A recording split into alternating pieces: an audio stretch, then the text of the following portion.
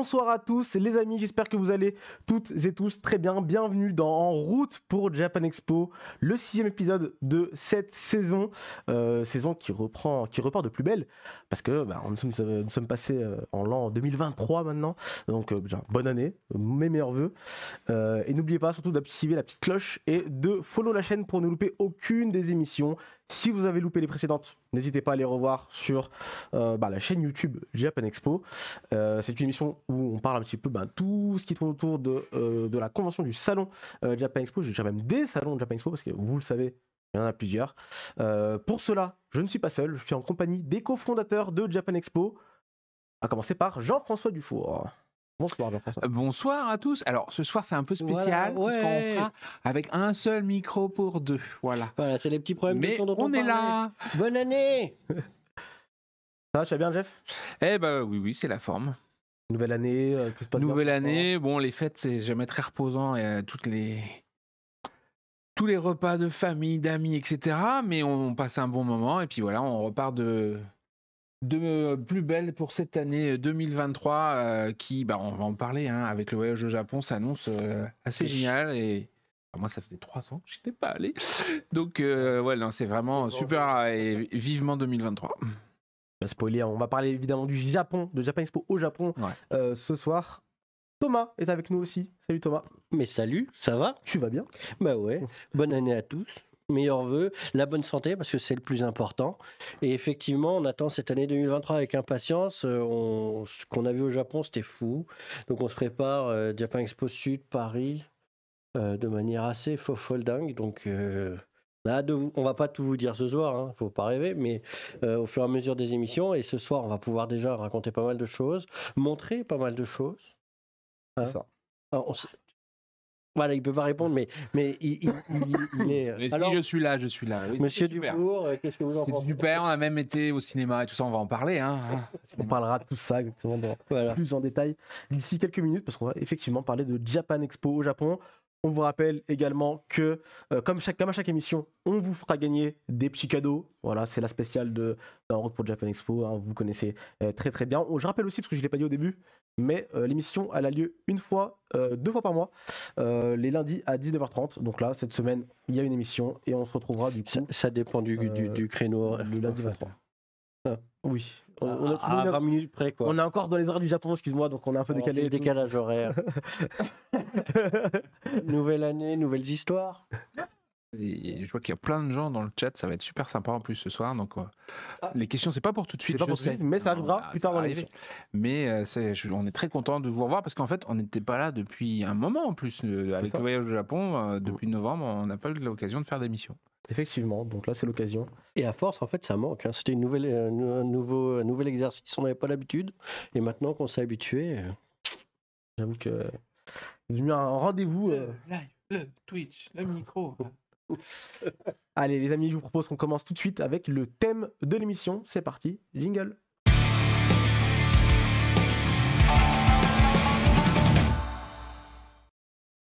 Le thème de l'émission ce soir, ce sera Japan Expo au Japon.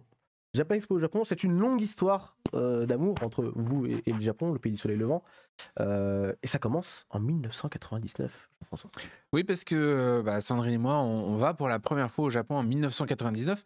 Et c'est aussi de là qu'est né le Japan Expo. En fait, le nom Japan Expo, c'est on faisait des conventions de manga, d'animation, de jeux vidéo.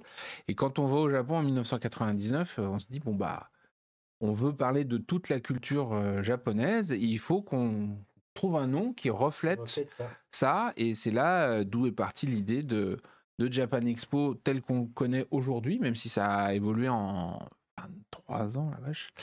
Même si ça a évolué, oui. Mais on s'est aussi rendu compte que mettre les pieds au Japon, c'était essentiel pour retranscrire tout ce qu'on avait envie.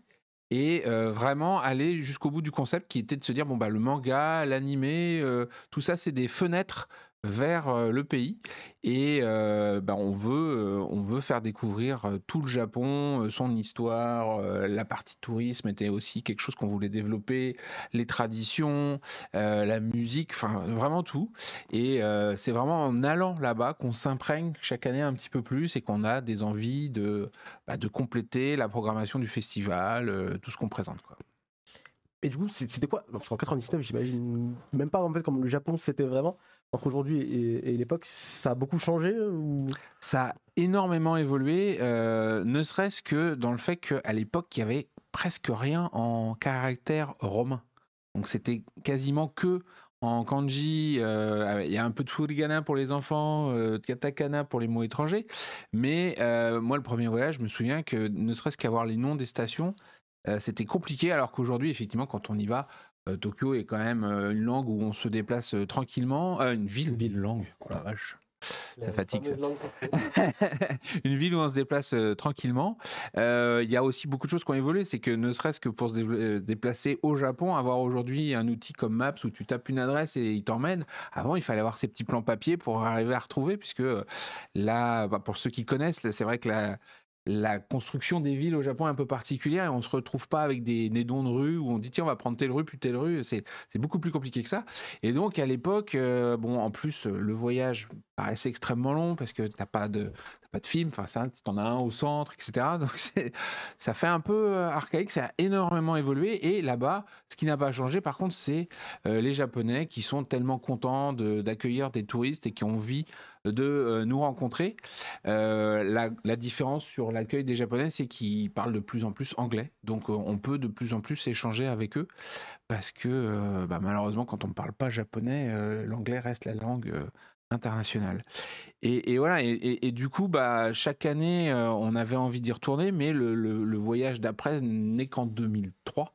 Au final, 2003 puisqu'on y retourne et là c'est à la fois personnel et plaisir puisque c'était mon voyage de noces quand même et boulot parce qu'on commence à aller rencontrer des sociétés japonaises, des maisons d'édition de manga, d'animé, etc. Pour principalement notre travail qui était à l'époque éditeur DVD, musique et CD, mais aussi pour commencer à démarcher des artistes, présenter le festival. Donc en 2003, par exemple, j'avais rencontré Monsieur Hiroshi Watari, l'acteur de Charivan, pour le convaincre de venir sur le festival. Voilà. D'accord, ok, donc c'est vraiment en 2003 qu'on a commencé à aller au Japon dans un but professionnel. C'est ça. Avant, on s'imprégnait et puis en 2003, on commence à avoir nos premiers rendez-vous avec pas mal d'artistes et de boîtes au final. Du coup là, Thomas, tu y étais quoi en 2003, c'est-à-dire 2003, non. 2004 Ouais. 2004. Okay. Juste après. Parce que j'ai fait mon voyage de noces sans Thomas, en fait. Je suis pas. J'imagine aussi que. Même si on partage les micros, on a quand même gardé certaines limites. Mais ouais, on allait au Japon et ce qui est assez fascinant, c'est les opportunités que ça nous a ouvertes. Ça veut dire que tu rencontres des gens. Mais quand tu es là-bas et que tu peux directement parler avec eux, même si parfois l'anglais c'est compliqué, même s'il faut des traducteurs et ainsi de suite, ils te disent bah tiens, on va te présenter machin, et puis après machin il va te dire bah tiens, je vais te présenter bidule. Et un jour on a rencontré un monsieur d'un certain âge qui s'appelait Monsieur Hamano et qui nous a dit bah je vais vous emmener à une petite fête et je vais vous présenter des gens. Et là, c'était n'importe quoi parce que on a croisé.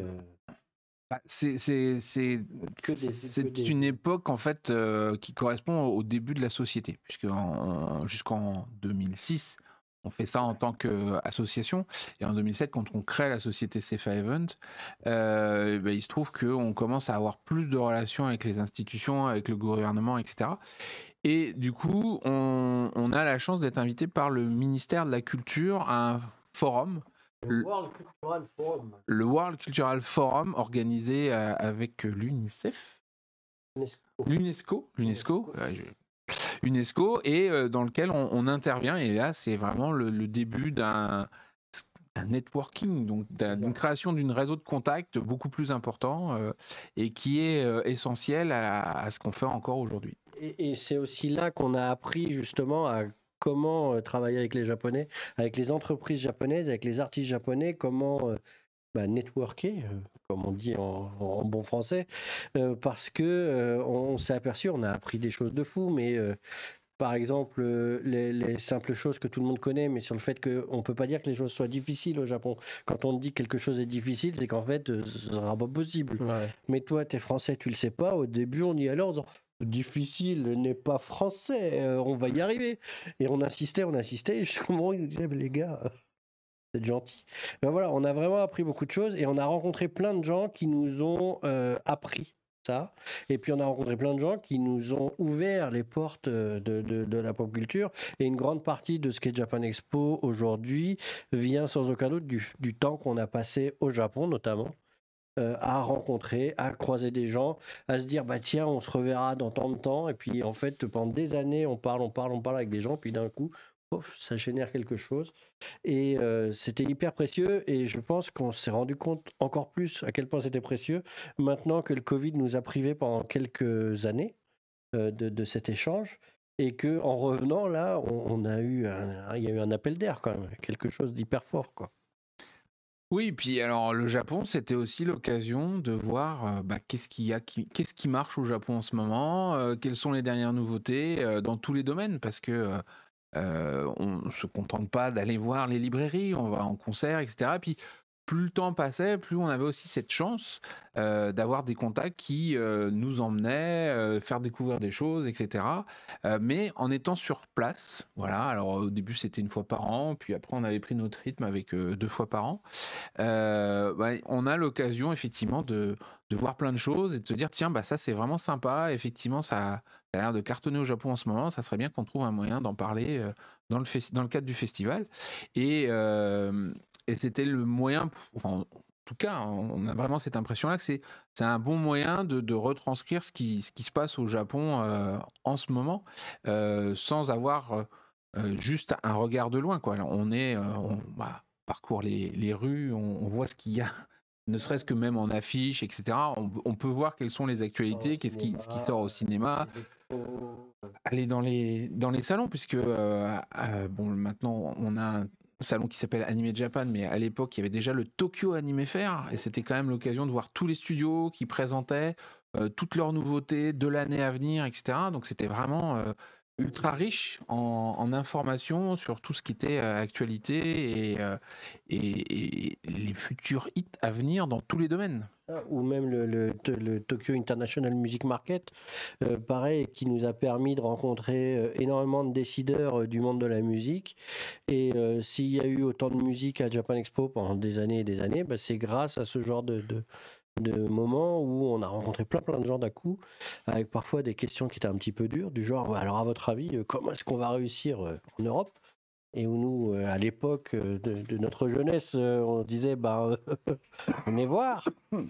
Et ça a permis de générer de la confiance, ça a permis de découvrir effectivement plein de groupes. On a fait des heures et des heures de concerts, de découverte et de rencontre, parce qu'en plus, on a la chance de pouvoir aller en backstage. Puis en backstage, on va rencontrer machin. Et puis machin, il va te dire, ah bah oui, ça tombe bien. Et puis hop, toujours cette histoire de réseau, quoi, qui permet de... Et ça n'existe que en étant sur place. D'accord. Okay, sachant qu'il y a à peu près la même chose en France, hein, qui se passe quand on est ici et qu'on rencontre des gens. Mais c'est vrai que c'est moins intense que quand tu fais un voyage où pendant 15 jours, tu vas enchaîner. Et ça va à toute vitesse. Donc globalement, si je comprends bien, un voyage de Japan Expo au Japon, c'est pour faire évidemment du relationnel et du coup ramener des nouveaux invités ou refaire venir des invités et consolider des relations avec des Japonais. L'actualité, suivre un petit peu l'actualité, ce qu'on pourrait ramener dans le festival pour les prochaines éditions. À part ça, est-ce qu'il y a d'autres choses? Il y a aussi négocier avec les artistes avec lesquels on est déjà en discussion pour conclure. Parce que parfois, il y a des choses, quand tu les dis via Teams, via n'importe quel outil de vidéo, ou quand tu les mail, c'est pas la même chose que quand tu rencontres en face à face et que tu es capable de t'expliquer avec les gens directement. Oui, et puis du coup, comment on peut dire ça ? Les négociations, ça va être aussi pour faire venir plus qu'un artiste, mais une société qui va venir présenter des nouveaux produits ou un spectacle.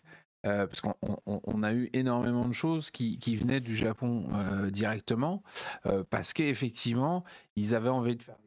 Alors, on a même parlé avec des choses qui ne se sont pas concrétisées, comme par exemple le Takarazuka, donc du théâtre, mais on a eu, dernièrement, on avait eu la comédie musicale de Dragon Quest. C'est des choses, effectivement, le fait de savoir pour ces grosses sociétés de production que on est présent au Japon et qu'ils peuvent nous rencontrer, c'est indispensable, c'est nécessaire pour les rassurer. Et puis, il n'y a que comme ça que ça se concrétise. Les Japonais, ils vont adorer faire plein de contrats pour tout verrouiller. Mais par contre, rencontrer les gens et pouvoir faire un check pour dire on s'aime bien. Enfin, eux, c'est plutôt boire une bière d'ailleurs que faire un check. Mais c'est indispensable le contact physique avec eux. Et il faut quand même comprendre que c'est rassurant, mais c'est légitime aussi parce que quand ils font tout ça, c'est des gens, ils vont venir par dizaines souvent et ils vont aller quand même à l'autre bout du monde, donc ils connaissent rien. Donc ça peut être hyper rassurant, quoi. Ok, très bien.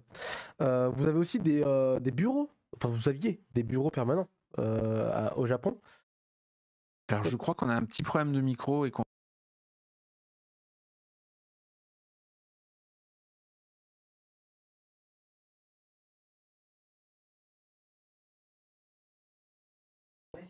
Oui, c'est bon.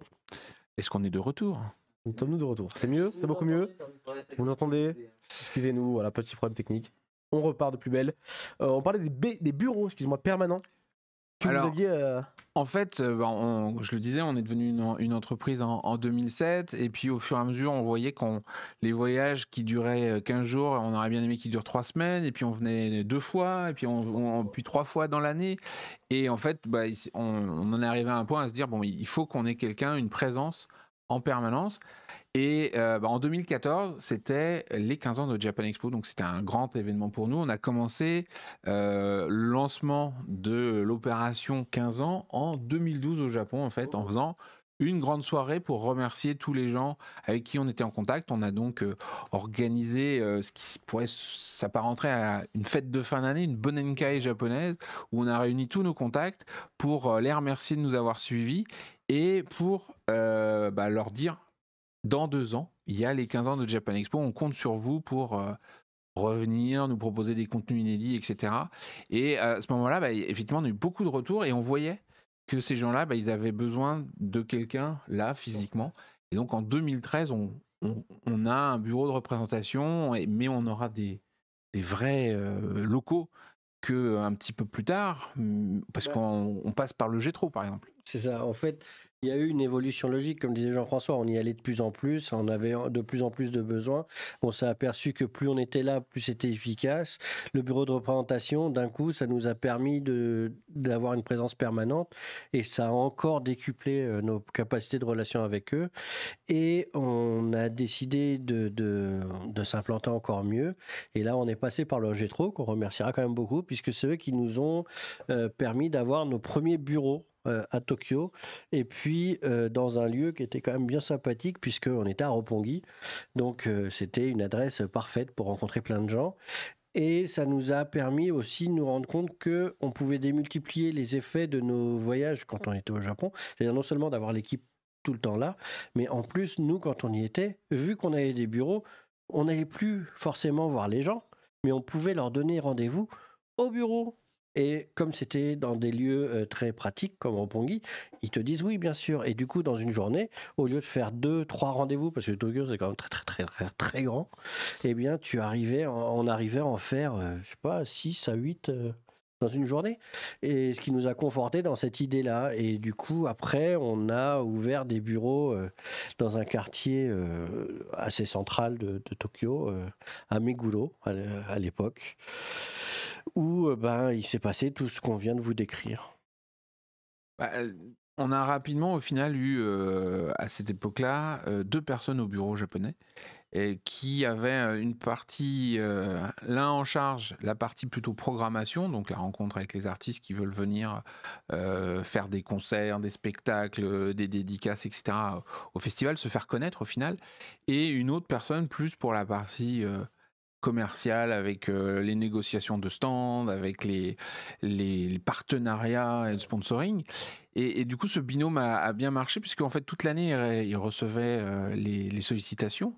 On faisait des présélections, puis quand on venait au Japon, en fait du coup c'était beaucoup plus pointu puisqu'on avait eu l'occasion tout au long de l'année d'avancer sur les dossiers. Et quand nous on venait, c'était plus pour finaliser des négociations qui pouvaient parfois nécessiter effectivement un peu plus de pouvoir de décision, on va dire, Pouvoir et d'engagement. de pouvoir d'engagement de l'entreprise, exactement. Et c'est vrai que c'était extrêmement efficace. Malheureusement, la Covid est passée par là. C'est ça. Et au Japon, il n'y a pas eu d'aide. Comment ils ont appelé ça, le à tout prix là Le quoi qu'il en coûte. le quoi qu'il en coûte, il n'y a pas eu ça au Japon. Et on s'est retrouvé du coup sans personne au bureau. Et puis avec un bureau qui tous les mois nous coûtait très très cher. Et quand un bureau est vide et qu'il te coûte juste de l'argent, d'un coup ça devient hyper onéreux. Et comme on n'avait plus l'occasion de faire Japan Expo, comme on n'avait plus trop de perspectives de voyage au Japon, c'est devenu malheureusement inéluctable pour nous de se dire qu'il valait mieux, pour un temps donné en tout cas, fermer ce bureau. Donc l'ère Tokyo Bureau Ameguro est finie. Depuis le Covid. Mais notre filiale qu'on a créée à cette occasion-là, notre bureau est toujours là-bas. Et il est juste en sommeil et il n'attend plus qu'à se réveiller. Là, on est en train de voir comment on va pouvoir ouvrir cette nouvelle ère au Japon. Parce qu'effectivement, on a fermé les locaux, mais on a toujours la filiale là-bas, puisque déjà c'est compliqué à créer une entreprise, donc on n'avait pas envie de la fermer comme ça. Et l'objectif, c'est que dans quelques années, on puisse de nouveau se retrouver effectivement avec ce bureau de représentation et des gens sur place, parce que ça nous permettait d'aller bien au-delà de ce qu'on peut faire quand on fait juste des voyages, puisque il y a des gens qui n'osent pas forcément venir vers nous comme ça, mais quand ils savent qu'il y a un bureau, ils te contactent via le site internet en japonais, et puis on leur dit si vous voulez on peut se voir, on peut se rencontrer, on peut se présenter, et voilà, et tout de suite ils sont rassurés, parce qu'il y a quand même, et j'en ai encore vu là pendant le voyage du mois de décembre, des Japonais qui n'ont jamais mis les pieds en dehors du Japon. Et du coup, effectivement, là, notre rôle, ça va être de les rassurer, de leur expliquer pourquoi c'est pas compliqué de faire un passeport, pourquoi c'est pas dramatique de prendre l'avion, et pourquoi ça va être génial d'être en France, de rencontrer tous les gens qui admirent leur travail et autres. Et voilà. Mais il y a beaucoup de Japonais, ils se rendent pas compte de ça, et ils se rendent pas compte de pourquoi je viendrai en France, qu'est-ce qui m'attend. Et ça se dit pas, ça se dit pas du tout à distance, quoi. C'est vraiment des choses qu'on peut que expliquer en face à face, parce que quand tu vas dire, tu vas pas envoyer un mail à quelqu'un pour dire non mais ton passeport ça va. Si tu veux le rassurer, si tu veux lui taper un peu dans le dos, tu es obligé de le rencontrer. Donc du coup, ça a vraiment, ça a vraiment confirmé ce que je disais tout à l'heure. Le Covid a confirmé cette nécessité d'être présent. Très bien, nous avons parlé un petit peu du passé, on va un petit peu parler plus du présent, quoique c'est déjà le passé, on peut le dire, hein, avec le voyage de décembre. C'est philosophique. Exactement. Le présent, c'est déjà un peu le passé. C'est ça. À tout moment, Mais le présent devient le passé. juste avant, nous avons eu la chance de rencontrer Shikashi Kubota au Japon directement. On rappelle, hein, character designer sur des grandes séries comme One Punch Man, directeur de l'animation sur Dragon Ball Super Hero, et bien d'autres. Et invité de Japan Expo Sud. Évidemment. On a pu le rencontrer du coup au Japon. On a pris une petite vidéo en sa compagnie qu'on va vous diffuser tout de suite. C'est la capsule. アニメーターの久保田と申します。よろしくお願いいたします。今年の6月に、ドラゴンボールの映画が公開されまして、私はそれで作画監督をやっていたんですけども、その DVD、ブルーレイが先日発売されました。世界で、いつ発売されるのかわからないんですけど、ぜひ皆様お買い求めいただけると嬉しいです。フランスはやっぱり、すごく歴史のある日本から見ても魅力的なそのファッションだったり、あとグルメだったり、すごく魅力的な国だなっていう印象を多分日本人皆さん持ってると思います。結構その自分が、関わった、ワンパンチマンであったりとか、ドラゴンボールであったりとか、世界ですごく支持されていまして、フランスにも多くのファンの方がいらっしゃるのは存じてますので、現地で、直接皆さんとお会いしてお話しするのがとても楽しみです。皆様2月に、ぜひマルセイユでお会いしましょう。よろしくお願いします。ありがとうございます。C'était Chikashi Kubota qu'on remercie grandement pour sa gentillesse et son temps quand même. Il a un petit côté cocoy hein, quand même. Je n'avais pas fait gaffe là, mais quand il est en face de la caméra. C'est aussi ça l'avantage d'aller à Tokyo, au Japon de manière générale, puisqu'on ne fait pas que Tokyo. C'est que ces artistes, on a l'opportunité de les rencontrer, les interviewer. Là, on a même eu la chance de dîner avec Monsieur Kubota, ce qui les rassure de voir qu'on a des choses à partager et autres. On en apprend plus sur eux en plus. Donc derrière, ça nous permet de préparer les conférences, par exemple, pour tout ce qui va être questionnement, présentation de l'artiste. Et c'est essentiel. Et alors du coup, on n'a pas toujours la chance de les rencontrer dans un cadre ultra détendu, mais là, avec Monsieur Kubota, à part qu'il n'avait pas forcément l'habitude des caméras et tout ça, il était... très heureux de pouvoir aller à l'étranger, parler de son travail, etc. On en a vu des beaucoup plus timides.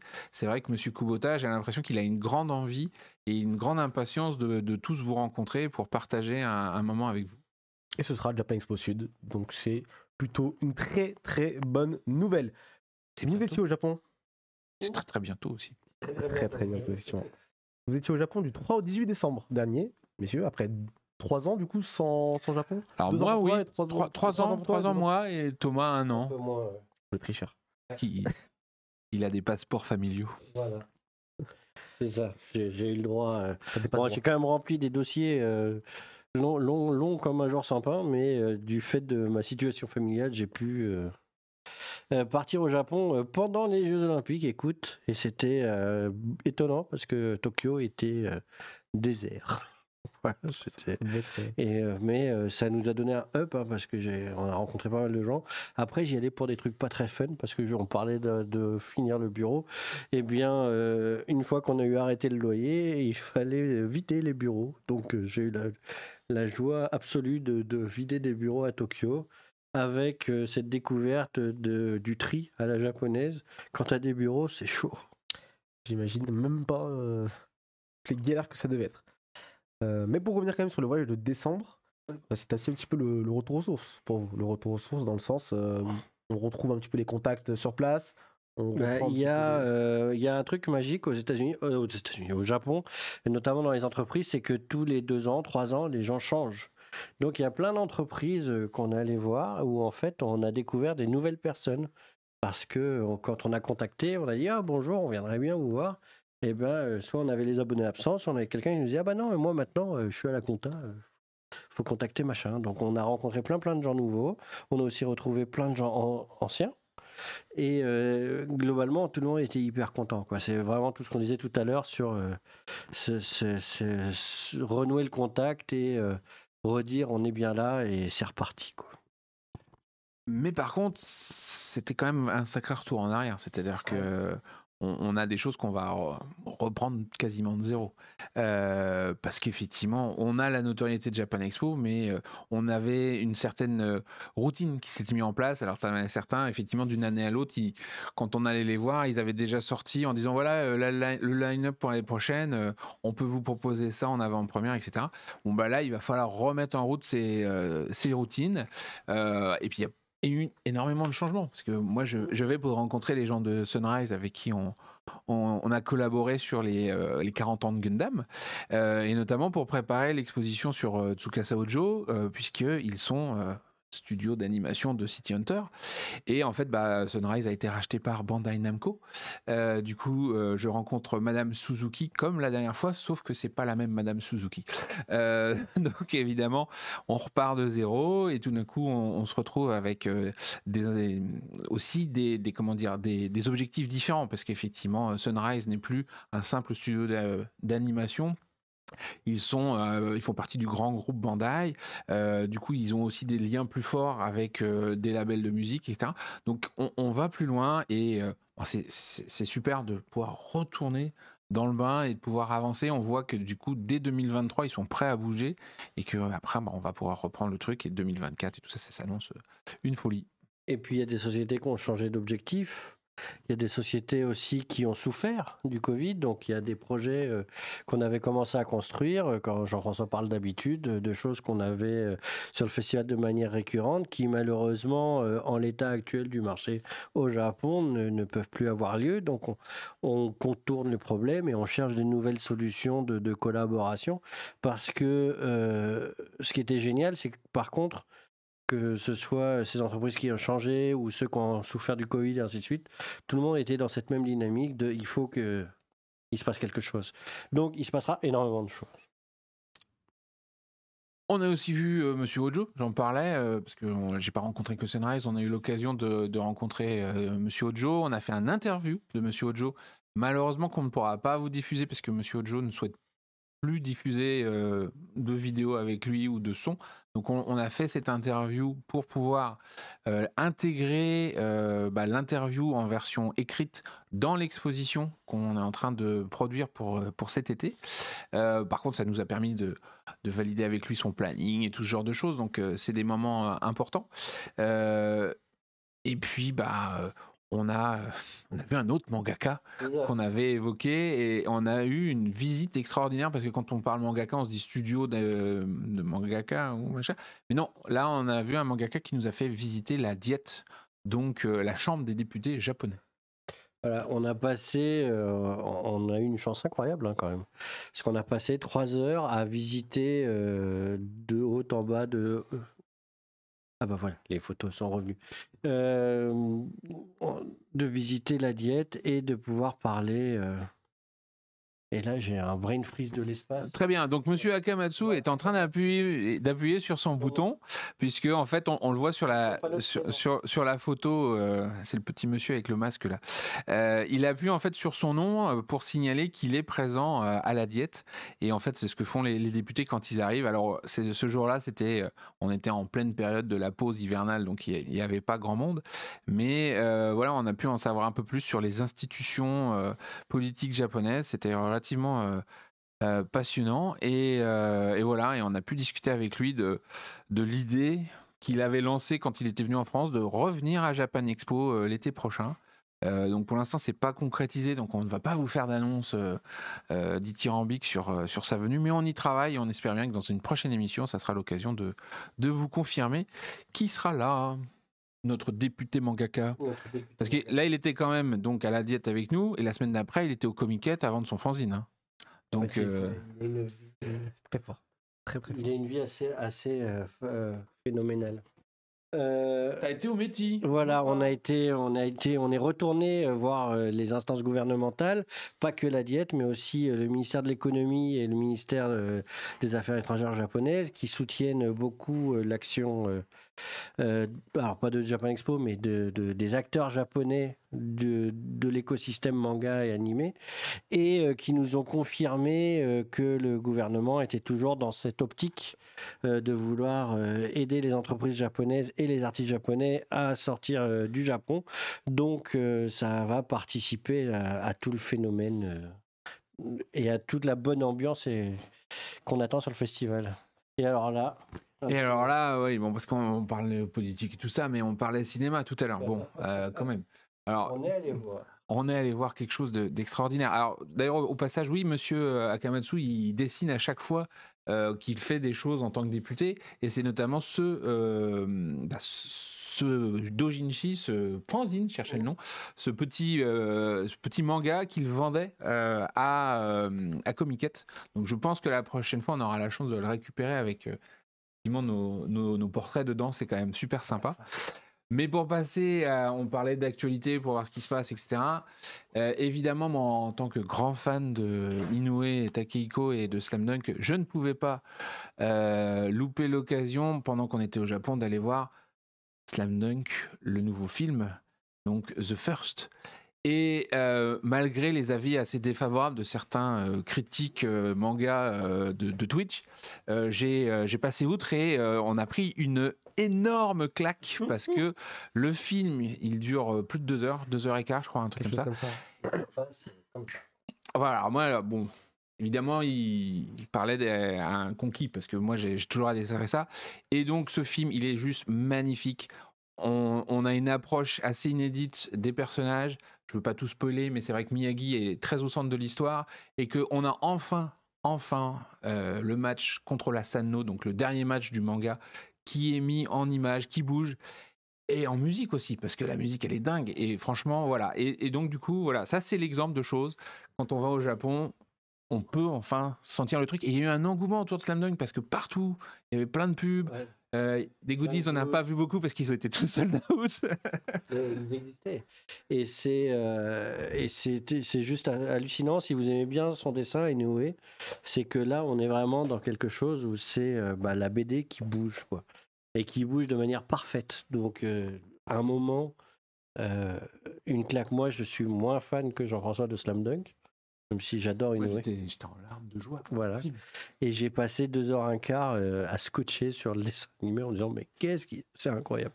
Voilà. Donc si un jour il sort en France, il va sortir en France. Pour l'instant, pas d'annonce. Pas d'annonce. On ne sait pas Si il sort en France un jour, allez le voir absolument. Vous pouvez pas nous le sortir à Japan Expo, ce serait bien là, on a une petite avant-première à Japan Expo. On va essayer de faire quelque chose là. C'est qui les endroits? Ce film-là, il y a Toei, il y a IT Planning, c'est un peu compliqué quand même dans les droits. Donc on va y travailler parce qu'évidemment c'est absolument mon objectif. J'ai confiance en toi. Inoue Takehiko ne répond pas favorablement à nos invitations, mais j'espère bien que le film de Slam Dunk, on aura l'opportunité de l'avoir. Il va certainement trouver un licencié en France et ça pourra aussi faciliter les choses. Mais pour ceux qui aiment Slam Dunk, c'est un truc à ne surtout pas manquer. Et pour ceux qui n'aiment pas Slam Dunk, je pense que c'est un des meilleurs films d'animation que j'ai vu depuis très très longtemps. Techniquement, il était magnifique. Alors, il y a eu plein de doutes sur l'animation 3D. Et franchement, quand on voit le film, on en prend plein la vue et c'est tout. C'est très très bien fait. Donc... Et puis juste pour frimer un petit peu, ouais, on l'a vu en IMAX, ouais, c'était bien. Voilà. On a vu en IMAX 4D, je sais pas quoi, le maximum dans une grande salle où on s'en prenait plein les oreilles et plein les yeux. Et je pense que ça va nous rester longtemps. Et ça va être difficile de retourner au cinéma dans une salle standard, je pense. Oui et non, parce que alors ça fera partie du jeune album, mais moi j'ai été voir le nouveau film de Gundam là, qui est sorti pendant 2 jours, et franchement, c'était bien. Dans une salle normale. Dans une salle normale. Ok, très bien. Allez, on continue avec un. Shikashi Kubota, on en a parlé tout à l'heure aussi via la vidéo. Ouais, ça, c'est sympa. On a aussi rencontré Ailu Grace qui vient à Japan Expo Sud. Ils nous ont fait une petite vidéo qu'on va vous montrer juste après, donc ne bougez pas. Toujours super agréable de les voir. Enfin, faut savoir que c'est certainement les artistes qui sont le plus venus. Ils ont fait les États-Unis, ils ont fait Marseille, ils ont fait la Belgique. Enfin, ils ont fait tous les Japan Expo, on les voit régulièrement. Mais on est fan de leur talent, de leur musique. Ce petit groupe de R&B, ils sont tellement gentils et tellement impressionnants sur scène. Faut pas hésiter. On a fait quoi d'autre? On a rencontré plein de gens en fait, mais on peut pas tout vous dire parce qu'il y a des choses qui sont pas encore validées. Donc on va vous distiller pendant les prochaines émissions plein de bonnes nouvelles sur Sud, sur Paris, voilà, là-dessus. Par contre, il y a aussi des moments un peu plus compliqués, mais où il faut être présent notamment pour les proches. Et en fin d'année, il y a eu plusieurs plusieurs disparitions dans le milieu de l'animation et du manga.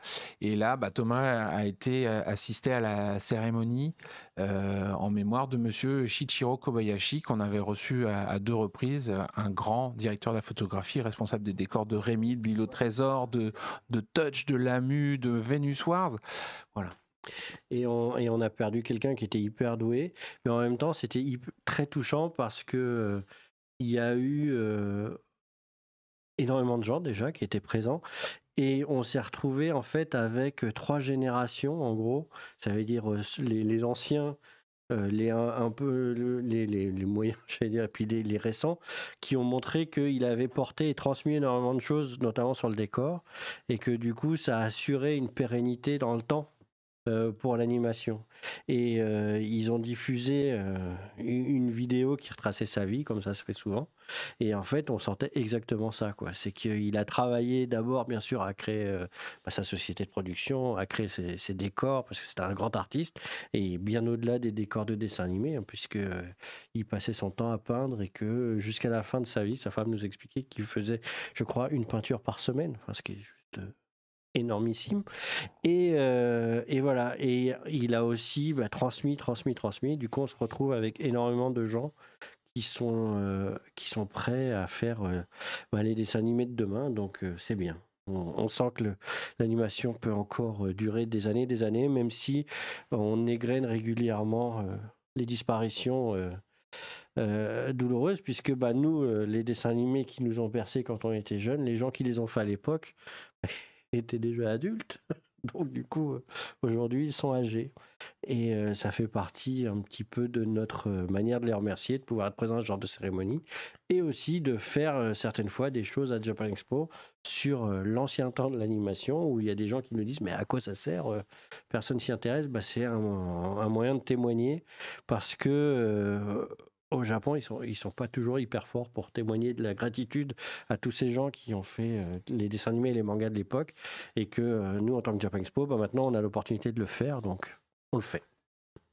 Malgré tout, dans le milieu de l'animation, moi j'ai été encore convaincu là que il y a vraiment ce principe de maître et élève en fait.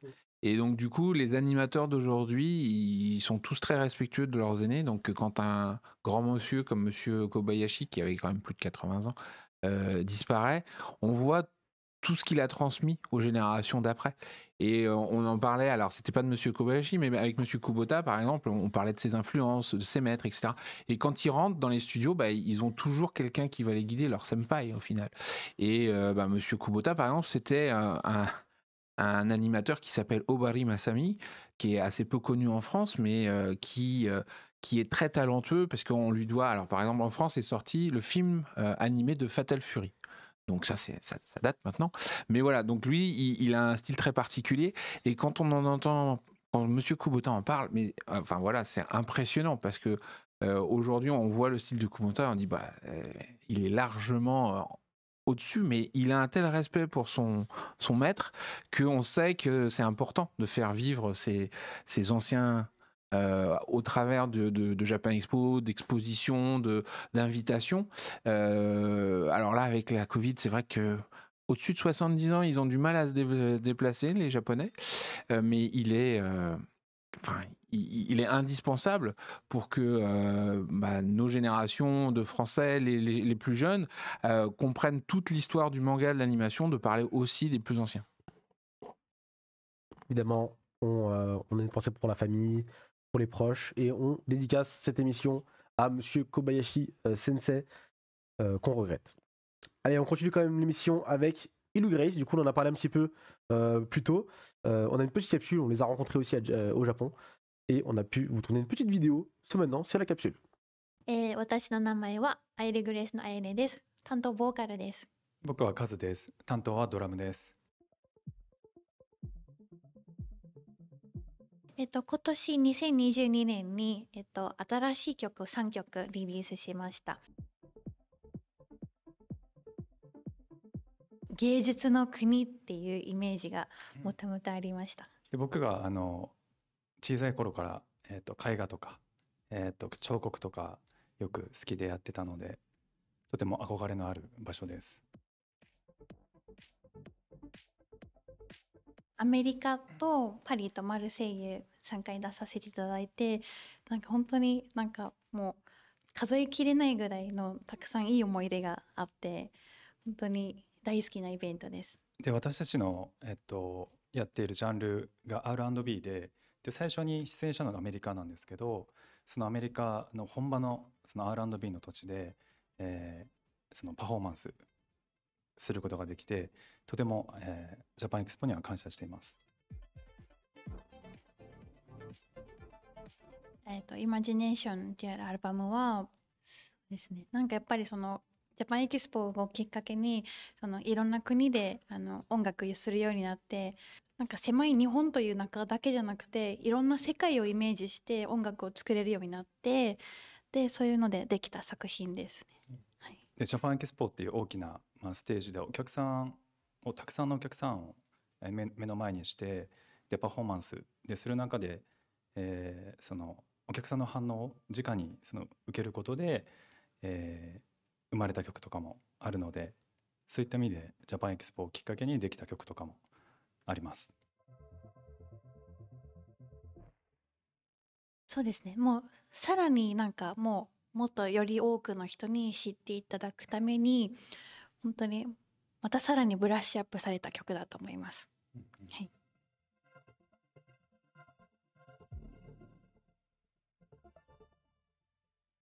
そうですね、やっぱり、コロナの影響で私たちミュージシャンはなかなか活動ができないっていう中があったんですけど、その中でも、自分たちのやれることっていうのは、何もできないっていうことはなかったので、やっぱり作品を作ったりとか、あとは映像を通して YouTube とかを通して、パフォーマンスを、アップしたりとか、そういったところを、自分たちができる範囲で地道に活動を続けてましたね。私は個人的に1年間ほぼ毎日のように動画配信ライブ配信をやってましたね。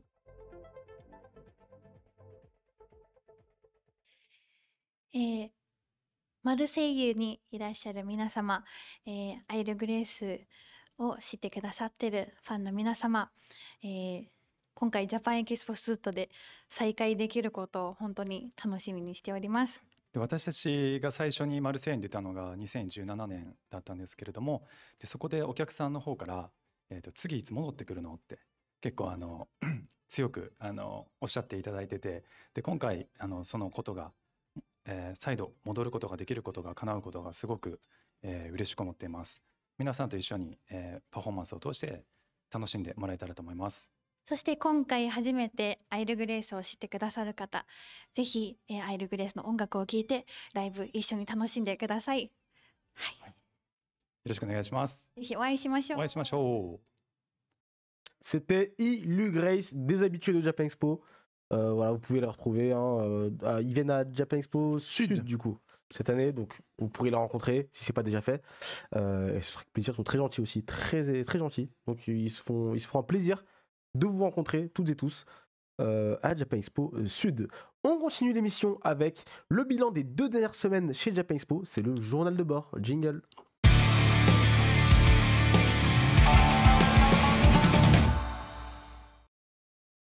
On attaque le journal de bord par quelque chose de très joyeux.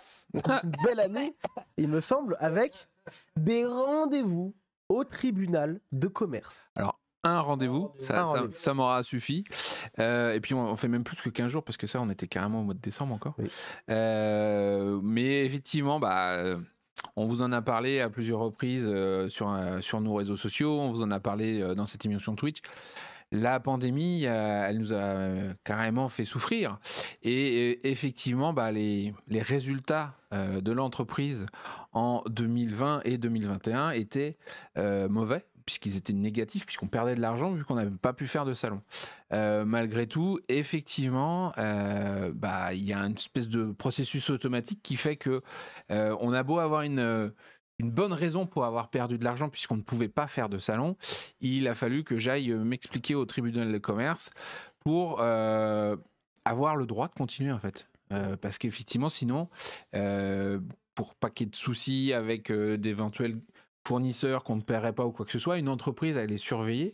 Et donc du coup, si on voit des mauvais résultats, le tribunal automatiquement déclenche une convocation. Donc comme beaucoup d'entreprises, j'imagine, parce que la Covid n'a pas eu que des effets sur l'événementiel, mais un peu partout, on a été convoqué et j'étais donc c'était le 22 novembre au tribunal de commerce de Bobigny pour présenter, alors la bonne nouvelle c'est présenter les résultats 2022 qui étaient bons vu qu'on a pu faire des salons et les convaincre qu'il fallait nous laisser continuer, ne pas nous mettre sous tutelle administrative ou je ne sais quoi.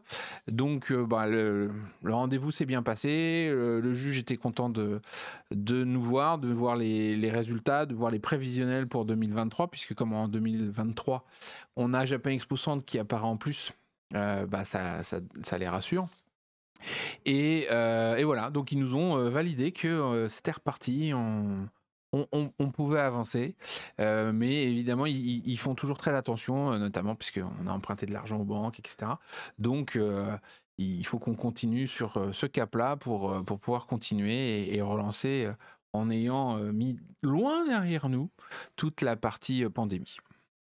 On a plutôt des bonnes nouvelles finalement à ce niveau-là. Plutôt des bonnes nouvelles. On voulait aussi faire un point sur les billets zen. Voilà, c'est aussi des bonnes nouvelles pour ceux qui les ont reçus, mais en décembre, nous avons envoyé une centaine, c'est ça, de billets zen et zen plus confort. Et on prévoit d'envoyer en janvier plus de 500 de ces tickets. Donc du coup, vous voyez, quand on dit qu'on s'y prend beaucoup plus tôt que l'année dernière. On aurait pu en envoyer plus en décembre, mais l'idée c'était de faire un premier test. Voilà, et nombreux d'entre vous qui ont reçu le billet nous ont confirmé la bonne réception. Et par rapport à la mésaventure de 2022 avec la Poste qui a livré très tard, voire trop tard, les billets zen, on voulait être beaucoup plus prudent cette année. Donc on a fait un premier test en décembre qui s'est révélé plutôt concluant, et donc là du coup en janvier, grosse expédition, tous les gens qui ont acheté leur billet là jusqu'à la fin du mois de décembre, leur billet zen, vont recevoir leur badge dans les semaines à venir, et puis fin du mois on fera un autre envoi. D'accord, très bien, donc encore des bonnes nouvelles. On continue avec les recrutements. Oui, l'activité reprend, donc forcément on a besoin de gens pour nous aider. Rejoignez l'équipe de Japan Expo. On cherche notamment un rédacteur web très important, donc la personne qui écrit tous les articles sur le site web. Un chargé de communication qui s'occupe des partenariats, un chargé de marketing qui s'occupe des actions marketing, des actions de publicité sur le festival, un chargé de programmation pour s'occuper des stands, et enfin, je dis mais ça peut être un ou une, qu'on soit bien d'accord. Majoritairement des femmes sur le festival. Un responsable de ressources humaines saisonnières qui s'occupe des saisonniers, donc des gens qui viennent travailler le temps du festival chez nous. Et bien sûr, on cherche des saisonniers pour Japan Expo Sud, puisqu'on a encore quelques postes. Oui, il y a 15 à 20 saisonniers qui sont attendus sur Marseille. Donc si vous habitez Marseille ou la région, profitez-en, parce qu'on recrute majoritairement en local. Parce que évidemment, si vous venez de Paris, le déplacement jusqu'à Marseille est à vos frais. Donc c'est vrai que c'est souvent des gens locaux qu'on recrute pour le contrôle d'accès, l'orientation des visiteurs, l'information, la gestion du public pendant les événements. Donc c'est des jobs qui vont durer 4 jours ou 5. Ça fait un petit plus financier pendant les vacances, vous êtes un bon job d'été en hiver. Ouais, c'est ça. C'est un job étudiant pour donner un petit coup de main, et ça vous permet aussi de découvrir l'envers du décor. Et non, c'est pas bénévole, puisque tout le monde est payé au SMIC ou plus selon les différents postes que vous allez avoir. Et si ça vous intéresse, vous allez sur les sites des Japan Expo. Il y a sur chacun des sites un onglet recrutement sur lequel vous pouvez cliquer, et ça vous emmènera vers les postes et vers l'espace de contact pour pouvoir nous envoyer CV et autres lettres de motivation. Et les lettres de motivation, c'est très très important. Et pour les gens qui veulent être saisonniers, c'est même pas la peine de nous envoyer CV ou quoi que ce soit. Vous allez directement sur le site de Japan Expo pour le recrutement. Du coup, ça doit être recrutement.gss-even.com. Voilà. Et là, vous allez avoir quelques questions. Vous créez un compte, vous postulez en disant je veux travailler à Japan Expo Sud. Et vous recevez dans les prochaines semaines une réponse pour dire on vous prend, on vous prend pas. Et puis après, on vous propose un emploi. Mais écoutez, évidemment, c'est pas si difficile que ça. Macron avait raison. Il fallait juste traverser la rue et on trouve un Et boulot. venir C'est jusqu'à facile. Japan Expo. C'est pas traverser la rue, c'est aller à Japan Expo. Ça ouvre tout. Ah, mais en tout cas, franchement, je pense que c'est des jobs assez cool et surtout dans un domaine généralement où on est passionné. Essayez au moins de postuler et voyez si ça match ou pas. Il y a énormément Ouais. de saisonniers qui viennent une première fois et qu'on revoit. Donc là, on ne cherche que 15 à 20 personnes sur les grosso modo 90 personnes qu'on va avoir parce qu'il y a énormément d'anciens qui reviennent parce que c'est un excellent moment qu'on passe tous ensemble C'est à ça. promouvoir la culture japonaise. C'est une belle aventure humaine et il y a une partie de l'équipe permanente qui vient aussi de ce travail saisonnier puisqu'on apprend à se connaître. Donc c'est un bon parcours. On continue brièvement aussi sur le calendrier de l'Avent. On fait un petit retour sur Voilà, le calendrier de on l'Avent. a bouclé le calendrier de l'Avent, donc cette belle opération du mois de décembre qui permet d'attendre Noël, où on a offert pendant tout le mois de décembre jusqu'au 24 énormément de cadeaux. Puis le 24, la personne qui a gagné a eu la chance de gagner tous les cadeaux de toute l'opération à nouveau, avec énormément de partenaires. Je ne sais pas si on va tous les citer parce qu'ils sont très Ils sont nombreux. tous là. Et vous avez les logos sur... Il y avait des jeux, des voilà. mangas, des DVD, il y avait vraiment... Tout le monde y allait vaillamment. Il y avait des offres digitales, il y avait effectivement des mangas, du jeu, enfin, énormément de choix. C'était très varié, des crayons, de quoi créer.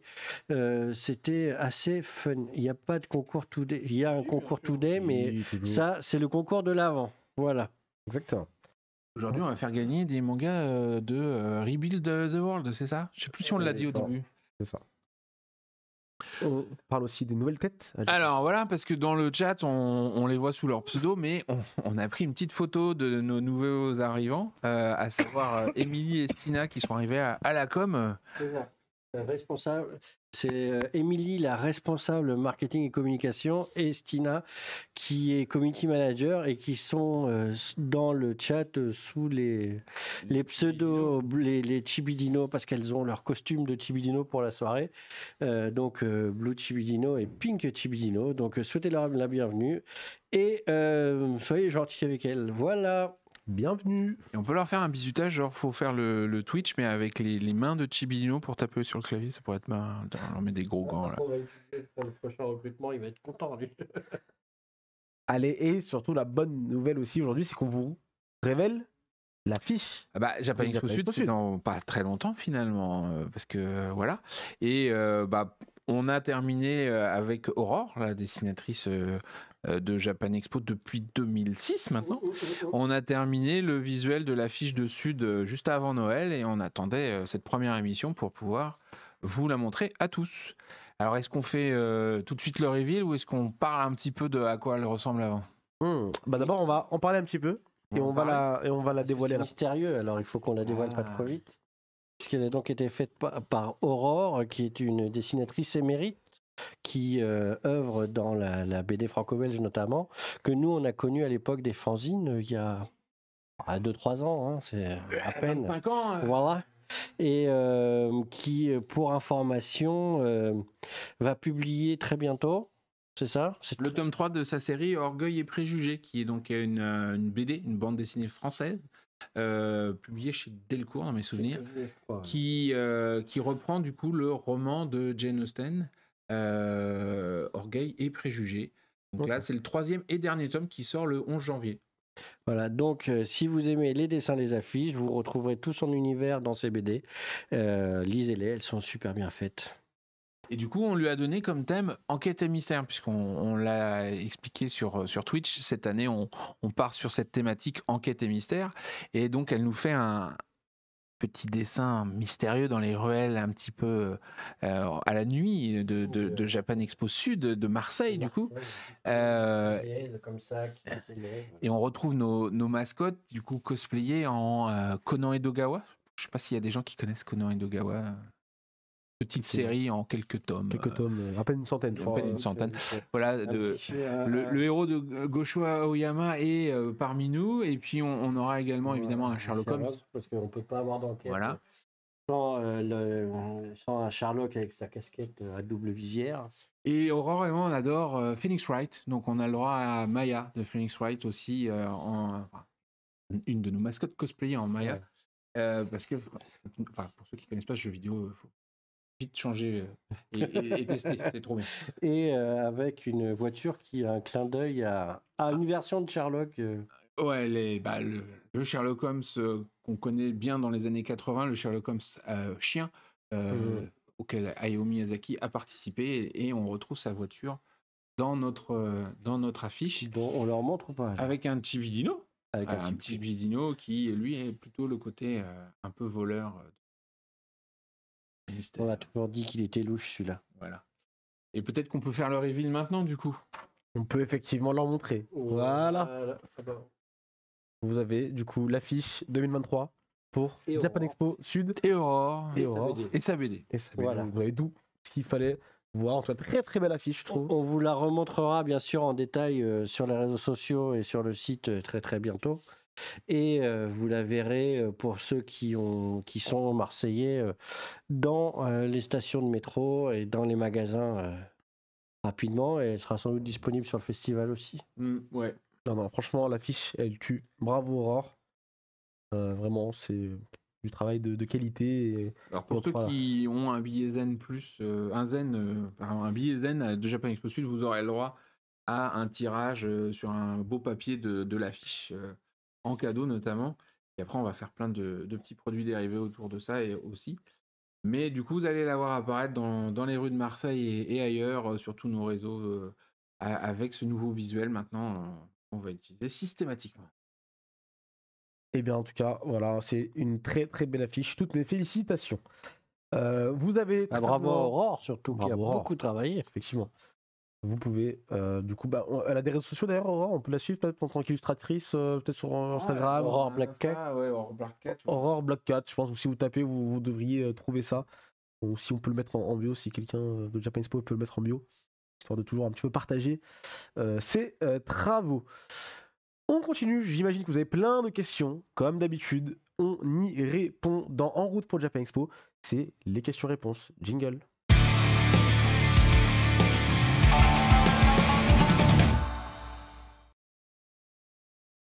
Vous avez très certainement de nombreuses questions. C'est le moment de les poser dans le chat. Et les messieurs à ma droite se feront un plaisir d'y répondre de ce pas. N'oubliez pas encore une fois de nous rejoindre sur Twitch tous les lundis, enfin un lundi sur deux à 19h30. Pour ça, il faut juste follow la chaîne et activer la petite cloche. Et vous pouvez poser vos questions et y répondre tout au long de la soirée. On attaque, on y va avec les premières questions qui commencent à popper. D'où vous est venue l'idée de faire un costume mascotte de Chibidino qui se balade en convention? Ouais, c'est venu assez. Voilà, c'était une évidence. On a accueilli depuis un certain temps des mascottes de région. La mascotte qui représente le festival, c'est Chibidino depuis un certain temps maintenant. Et c'était le seul moyen qu'on ait trouvé de faire en sorte que vous puissiez rencontrer Chibidino, celui-ci. À chaque fois, tout au long de l'année, prendre des photos avec lui, c'est quelque chose qui est tellement japonais en fait que c'est hyper évident qu'il nous faut une mascotte, quoi. Oui, et puis en fait, on a inclus Chibi depuis 2007 au final dans les affiches, et on se rendait compte que nous, on y attachait une grande importance, mais que comme il n'avait pas forcément d'existence sur le festival, peut-être que le public le connaissait moins. Et sur le modèle de ce qu'il peut y avoir à Euro Disney ou sur le modèle des Yurukara japonais, ça nous semblait indispensable d'avoir notre dinosaure en chair et en peluche sur. Un vrai dinosaure. Ouais, bien sûr, c'est un vrai dinosaure avec personne dedans. Tout va bien. Donc ça nous semblait indispensable qu'il soit là. Et puis il est tellement apprécié du public que plus les années passent, plus il a un agenda important. Alors il faut savoir qu'il faut être très gentil avec Chibi Dino parce que les gens qui sont dedans, ils souffrent. Ils souffrent, surtout l'été où il fait très très chaud. Ils souffrent, mais voilà, il apparaît de plus en plus à droite à gauche. Faut pas hésiter à aller faire une photo avec et partager vos photos parce qu'il est là pour vous faire ce plaisir-là. Il faut poser les questions une par une, hein, parce que les mitraillettes de questions. N'hésitez pas si on les saute à les reposer. Voilà, Voilà. y aura-t-il des concours cosplay pour Japan Expo Sud? Si oui, quel jour? Tous les jours. Je pense que oui. Hein, Et notamment le World Cosplay Summit. Ouais, notamment la sélection française du World Cosplay Summit, qui est un des grands rendez-vous du cosplay dans le monde, puisque les vainqueurs ont quand même la chance d'aller concourir à Nagoya, hein, dans les souvenirs. À Nagoya, oui, tout à fait, la finale Voilà. mondiale. D'accord. Un beau moment de Très bien. cosplay. En tout cas, on vous rappellera, on vous fera une émission vraiment dédiée à la planification de Japan Expo Sud. Qu'est-ce que vous y retrouverez? Ça, c'est obligé, hein, on vous en fera un live complet. Je vois dans le chat aussi, y aura-t-il une suite du partenariat avec Combo pour les transports? C'est les bus. D'accord. Ouais, c'est les bus Macron, là. Ok. Oui, on est en discussion avec eux là, donc ça devrait se faire. Voilà, mais pour l'instant, c'est. D'accord. Ok. Question suivante. Merci pour cet événement. Quand aurons-nous des informations sur un éventuel concours cosplay? Y aura-t-il une sélection CFC? Donc ça, on vient d'y répondre. Hein, pour les cosplays, il y en aura. CFC, du coup, mais pas CFC. ECG, World Cosplay. Ok. Sur les concours cosplay, je pense que ça va arriver rapidement. Et puis après, les cosplays libres, j'en profite pour faire un petit coup de. Coucou, il y a un vestiaire, parce qu'en fait, on s'est aperçu qu'on a un joli vestiaire pour que les gens puissent se changer s'ils sont pas venus avec leur costume, etc. Ou se leur donner un petit retouche maquillage. Et que c'était pas toujours connu, donc je profite de l'émission pour vous rappeler que à part à Japan Expo Centre, à Japan Expo Sud, à Japan Expo Paris, vous avez systématiquement des lieux pour pouvoir vous rhabiller, vous changer, voilà, et il ne faut pas hésiter à les utiliser. Il y aura aussi, d'ailleurs, à Japan Expo Sud, la consigne, parce que les cosplayers, une fois qu'ils sont changés, ils aiment bien déposer leurs affaires. On aura la consigne qui revient. Et du coup, il y aura un concours par jour, et le cosplay libre, c'est quand vous voulez. D'accord. Et dans les allées, surtout dans les allées. C'est super ambiance. Et à Marseille, en plus, il y a les extérieurs, ça fait des super photos avec le soleil marseillais. Je n'en doute pas. Dans le chat, je vois également, est-ce que vous avez commencé à réfléchir à Japan Expo 2024? Avec les Jeux Olympiques, ça risque d'être compliqué, non? Oula, On on en a beaucoup parlé déjà. Il y a évidemment, quand on y réfléchit, il y a des contraintes, mais pour l'instant, c'est ce qu'on avait dit la dernière fois, c'est que tous les acteurs de notre écosystème nous ont rassurés sur le fait que Japan Expo devrait pouvoir éviter les gouttes et du coup passer entre les gouttes et avoir lieu sans trop de soucis. Ça crée des problématiques d'hôtel, ça crée des problématiques de disponibilité de matériel, mais rien qui nous empêche d'avoir lieu. D'accord. Il y a une petite question qu'on a sautée, et que j'ai vu passer plusieurs fois sur le Palais des Congrès. Si tu l'as chopé. Mais du coup, on nous pose la question, le Palais des Congrès qui était donc là en 2020 et qui n'était pas là en 2022, ne sera pas là en 2023 non plus. Parce qu'on reste sur le même dispositif en termes de hall que en 2022 pour cette année 2023 à Marseille. D'accord. Ok.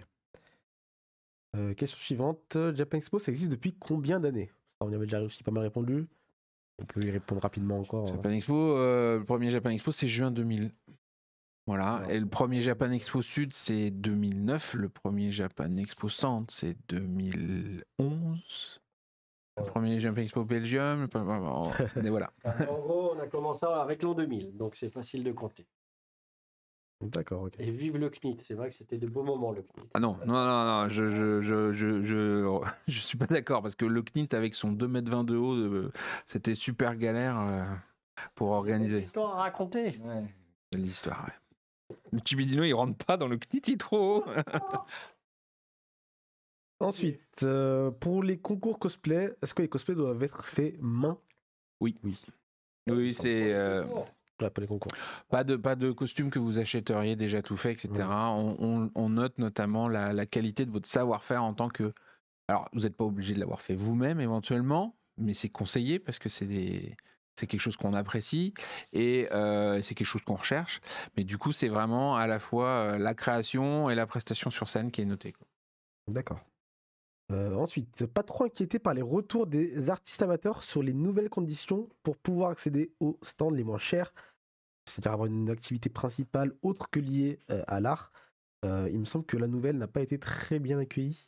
Alors, C'est ce que vous en pensez. c'est pas une nouvelle parce qu'en fait, ça existe, c'est comme ça depuis toujours. C'est-à-dire que le but des stands amateurs, c'est d'aider les jeunes dessinateurs, créateurs, etc., à avancer. Et si ces personnes-là ont déjà une activité professionnelle basée sur ce qu'ils font, ce ne sont plus des amateurs. Donc, en fait, le but du jeu, c'est d'aider les gens qui se lancent. Pas d'accueillir sur des stands pas chers des gens qui ont déjà une activité professionnelle. Donc c'est pour ça qu'on demande à ce qu'il y ait effectivement une activité annexe, pour qu'on voit que vous avez une autre activité. Et ça existe depuis des années en fait. C'est simplement que cette année, on a eu énormément de gens qui ont essayé d'abuser de ça en nous faisant croire qu'ils n'étaient pas professionnels pour avoir un stand pas cher et prendre la place de gens qui, eux, sont vraiment amateurs.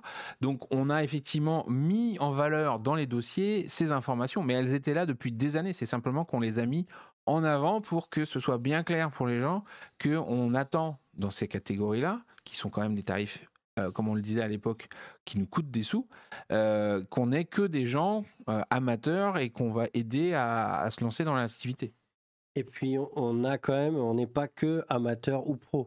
C'est-à-dire qu'il y a des stands, des niveaux de stands pour accompagner les gens à toutes les étapes de leur évolution, amateur ou professionnel, mais on accompagne. Donc c'est pas juste quelque chose pour dire on pousse vers les stands pro. Il y a plein d'étapes intermédiaires, mais on veut que tout le monde soit traité et géré de manière équitable, que tous les gens d'un niveau de professionnalisme soient tous traités avec les mêmes règles. D'accord. Et pour les cloisons, puisque c'était faisait partie des questions, il y a plusieurs raisons à ça. La première, on en avait parlé à Japan Expo Centre aussi, c'est que les cloisons, ça bloque la vue, ça bloque la visibilité, ça fait des grands couloirs qu'on trouve pas très sympathiques. Et le but du jeu, c'est de donner plus de visibilité, d'ouvrir la vue des gens. Et à ça s'ajoute que les cloisons, elles ont pris quasiment 50%, et que si on continue à les intégrer, le prix des stands va encore augmenter. Donc à la fois pour pas que ça soit trop cher et parce qu'on avait envie de changer le visuel. Quelqu'un le disait dans le chat, au Comiket, il n'y a pas de cloison. Oui, au Comiket, il n'y a pas de cloison et il y a 7000 stands par jour. Et on trouve ça génial. Et le but du jeu, c'est justement d'avoir cette grande visibilité et je pense que ça va donner un effet beaucoup plus sympathique. Et puis, la plupart des exposants ont une imagination extrêmement fertile et du coup, ils exploitent leur table d'une manière complètement différente et ça donne des mises en scène qui sont super belles. Donc, et c'est tout gagnant, hein. Bah, on l'a vu à Centre, il y avait des belles infrastructures qui permettaient de donner du volume au stand. À ça s'ajoute, comme le disait Thomas, que si vous voulez vraiment des cloisons, vous pouvez passer la gamme au-dessus, que on a quand même plein de niveaux parce que même en pro, on a les coups de pouce, puis on a enfin voilà, il y a différents paliers. À un moment donné, simplement, on peut pas accepter que des gens qui vivent de leur activité de dessinateur prennent un stand à quelques centaines d'euros, qui normalement revient à des jeunes qu'on a envie d'aider. Voilà. D'accord. Ok. Autre question. Pourrons-nous avoir des adaptations théâtrales de mangas, animés et jeux vidéo mises en avant à Japan Expo? On est tout à fait ouvert à toutes les adaptations. Il se trouve qu'au Japon, il y en a de plus en plus, dans de plus en plus de genres différents. C'est-à-dire que nous, on a accueilli la dernière fois là, ballet Dragon Quest. Mais là, on a vu, c'était quoi que tu avais vu du Takarazuka au One Piece, je ne sais quoi. Enfin, il y a vraiment énormément d'adaptations. City Hunter. City Hunter. Ça m'étonnait, évidemment. Mais non, mais parce qu'il y avait aussi une adaptation One Piece. Oui, non, mais je ne doute pas. Mais que lui aille voir One Piece, c'est plus City Hunter. Mais voilà, donc il y a énormément de collaboration entre la sphère, on va dire, culture classique japonaise et la pop culture. Donc il ne serait pas étonnant que dans les années à venir, rien de spécifique pour cette année, mais que dans les années à venir, il y ait d'autres d'autres spectacles de ce genre-là qui pointent leur nez à Japan Expo. Oui, on est en discussion avec des gens autour d'une œuvre de Tetsuo Hara, par exemple, qui font de la comédie musicale. Bon, on ne sait pas si ça va aboutir parce que c'est une logistique importante. Quand le ballet Dragon Quest est venu, c'était extrêmement compliqué pour eux à mettre en place. Avec le prix des vols maintenant, je veux dire, le prix d'un billet d'avion, c'est plus du tout le même. En 2000, voilà, Dragon Quest, 80 personnes, vous imaginez quand le billet d'avion il fait plus 40%, c'est plus du tout les mêmes budgets. Et même si tout n'est pas une question d'argent, ça aide quand même un petit peu pour pouvoir produire ce genre de choses. Donc voilà, on a toujours des gens, comme disait Thomas, au Japon, il y en a de plus en plus. Il y en a un certain nombre qui veulent venir en France. Maintenant, il faut qu'on trouve les paramètres qui vont leur convenir et nous convenir. Mais nous, on accueille ça avec grand plaisir. Ça, c'est quelque chose qui se fait beaucoup au Japon. En France, on n'en a pas du tout. À part Japan Expo, par exemple. Mais c'est vrai que ça peut être intéressant aussi d'avoir ce genre d'adaptation dans ce genre de salon. Ensuite, peut-on rêver de l'exposition Berserk ou Katsai cette année? Alors, on a compris qu'il y aura une exposition Kasa Ojo. Donc c'est déjà ça. Il y aura forcément du Katsai, j'imagine, dans le tas. Berserk, je pense pas que ce soit prévu. Ça doit être un peu plus compliqué en termes de... On n'en a pas parlé d'ailleurs, on a vu une belle exposition Togashi aussi au Japon. Effectivement. L'exposition 4 Size, elle est assez sympathique, mais c'est surtout des planches et il n'y a pas forcément beaucoup de mise en scène. Donc du coup, il y aura une partie 4 Size dans l'exposition Ojo qui reprendra une partie de cette exposition-là, et notamment les tout nouveaux visuels que Tsukasa Ojo a fait pour l'exposition, puisque 40 ans après, il s'est mis à redessiner nos 3 héroïnes et c'est magnifique. Donc on va avoir ce genre de choses, mais évidemment sur une exposition qui dure que 4 jours comme celle qu'on va produire nous, on peut pas faire la même chose que dans une exposition qui s'implante pendant 3 mois dans une galerie d'art et qui a un peu plus de surface aussi. C'est pas du tout les mêmes objectifs. Donc là, on va vous proposer une super expo avec plein de très beaux visuels, parce que là, on a eu accès à énormément de choses de la part de Monsieur Ojo. La différence par rapport à 2010, c'est que depuis, il a beaucoup travaillé sur la capitalisation de ses œuvres. Donc, il a numérisé énormément de choses. Et du coup, on a accès à beaucoup plus de choses qu'en 2010. Et on va pouvoir faire une exposition encore plus complète. Je pense que ça va être très, très cool à voir à Japan Expo, du coup, Paris, la prochaine édition. Est-ce que vous voyez d'autres questions intéressantes? Sinon, on peut s'arrêter là pour il y aura des groupes de danse à Japan Expo Sud, il y en aura à Japan Expo à Paris aussi. Vous dire qui, là, moi tout de suite, je sais pas. Toi, tu en connais dans ta tête? Là, non, pour l'instant, en plus. Mais c'est sûr, il y en a. C'est sûr, il y aura des choses. Voilà. Il y aura des annonces ce soir, hein, n'oubliez pas. Donc, Voilà, il n'y a pas encore eu il y les a annonces. aussi de la musique. Peut-on espérer un retour de certaines personnes de No Life? Il y a eu un événement anniversaire en juillet dernier. Du coup, il y aura toujours.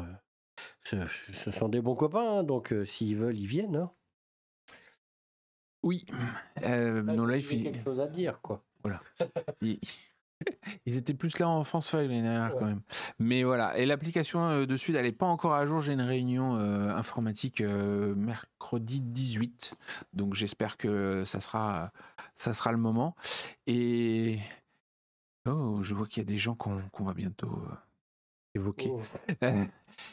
Et voilà. Et comptez-vous aménager des spots pour faire des photos de cosplayers? Oui, on en avait plein à Japan Expo Centre. Pour ceux qui sont venus à Orléans, on avait de très beaux photocalls avec des paysages japonais. On aura ces photocalls, on aura de nouveaux décors, des choses plus manga, voilà, on a plein de trucs. Et c'est des formats qui sont très grands. Donc du coup, ça permet de vraiment faire des photos hyper immersives.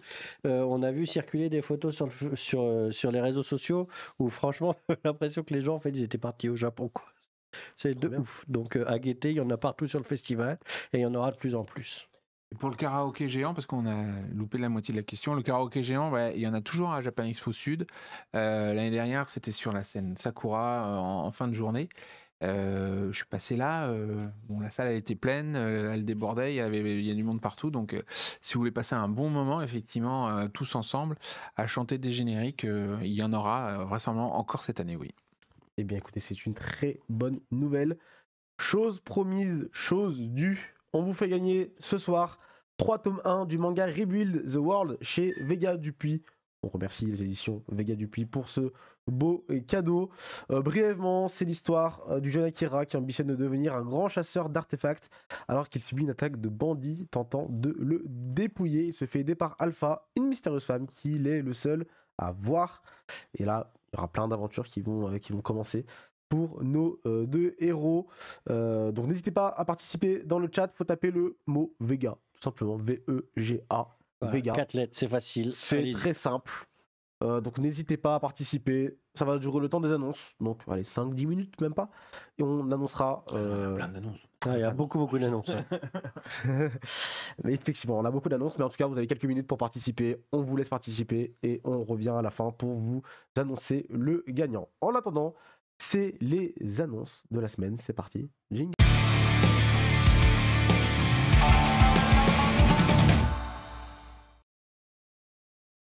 Les annonces de la semaine sont plutôt riches, messieurs.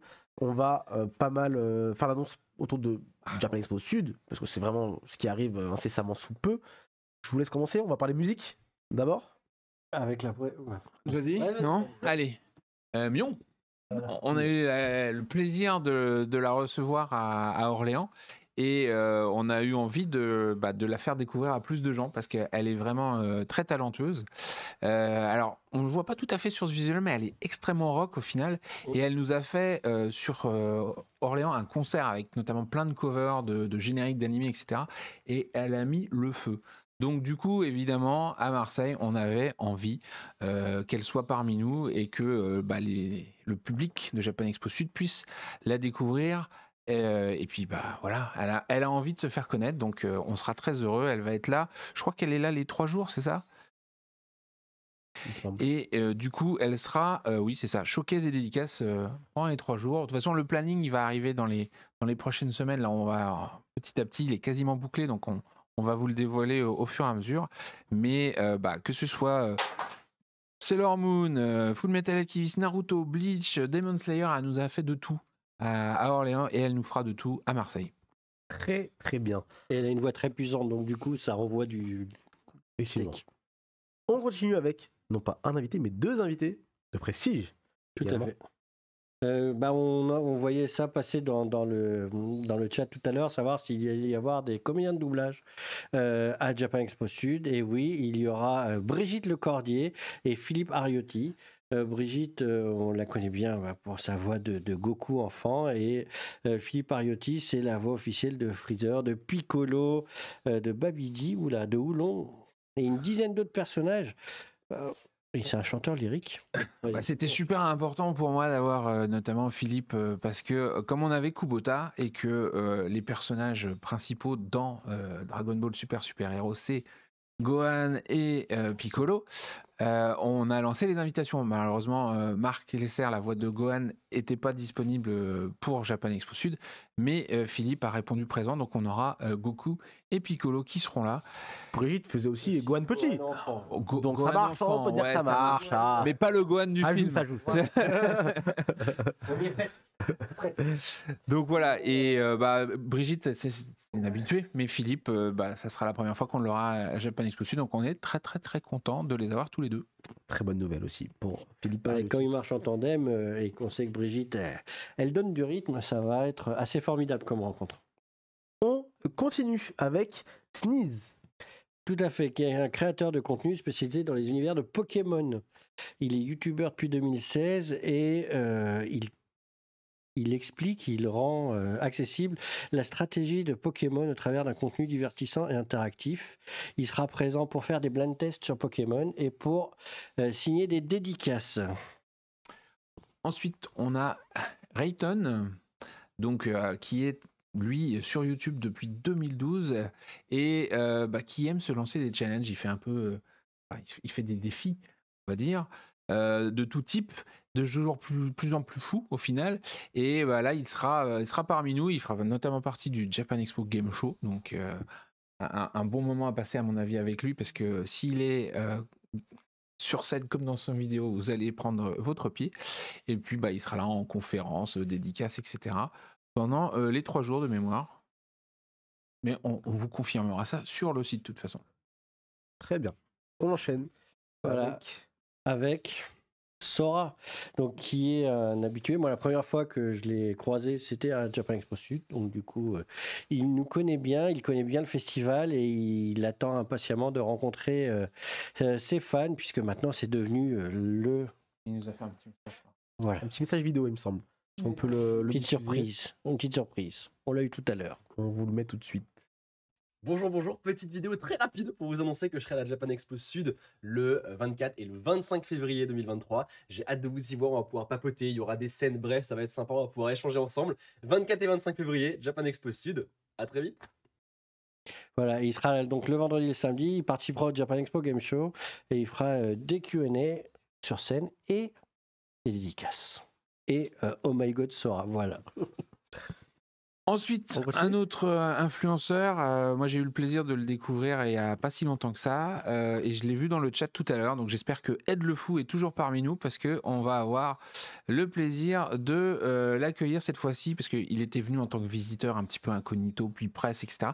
Là, il va être invité et il va pouvoir se faire connaître, et j'espère que vous serez nombreux pour venir le rencontrer, que vous le connaissiez ou pas encore.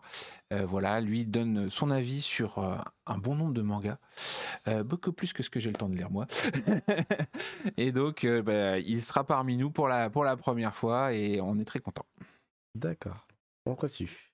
On accueille l'association Aoi Sora Cosplay. Alors, rien à voir avec le Sora tout à l'heure, effectivement, on aurait dû le mettre plus loin. C'est une association donc, qui fait du cosplay, une association marseillaise, et qui, sur le festival, aura un stand où ils feront de l'entraide, des conseils, un espace photo et toujours important, de la réparation de costumes.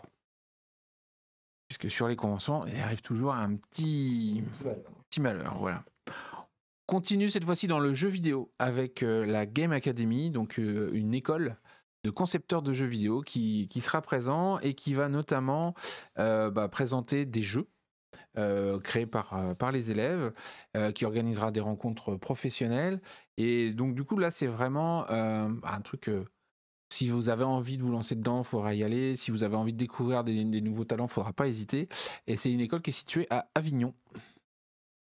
Voilà, en culture traditionnelle, on accueille Duvet Calligraphie, qui est un très très très beau stand du festival, très très bien décoré, enfin, on peut le voir en photo maintenant, et qui fera une exposition sur la calligraphie, mais aussi des démonstrations et des ateliers gratuits tout au long du festival pour s'essayer à la calligraphie. Voilà, on voyait les prénoms de tout le monde affichés, donc si vous voulez découvrir votre prénom en caractère japonais, n'hésitez pas.